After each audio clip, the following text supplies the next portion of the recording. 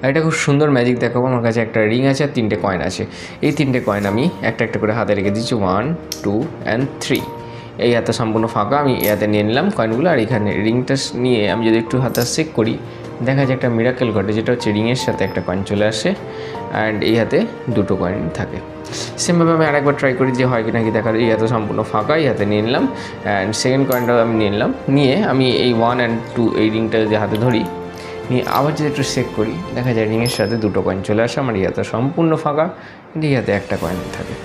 তো ঠিক আছে, সেমভাবে আমি আরেকবার ট্রাই করি। এই হাতে সম্পূর্ণ ফাঁকা আমার, অ্যান্ড এই হাতে থেকে কয়েনটা আমি এই হাতে নিয়ে নিলাম। নিয়ে 1 2 অ্যান্ড রিংটা আমি এই হাতে রাখলাম।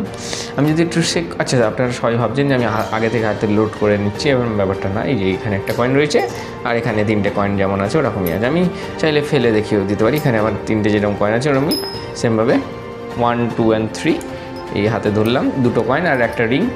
আমি এই 2টো কয়েন আর একটা রিং যদি আমি আরেকবার একটু চেক করি, দেখা যায় এই হাতটা সম্পূর্ণ ভ্যানিশ হয়ে যায়। কয়েনটা ভ্যানিশ হয়ে এই হাত থেকে এই হাতে ট্রাভেল করে 1 2 and 3 কয়েন অ্যান্ড একটা রিং।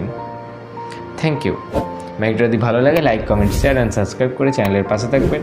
আর এই ম্যাজিকের টিউটোরিয়াল অবশ্যই আমি পোস্ট করবো পরশুদিন সন্ধ্যে 5:30 থেকে 6টার মধ্যে আমি পোস্ট করবো টিউটোরিয়াল।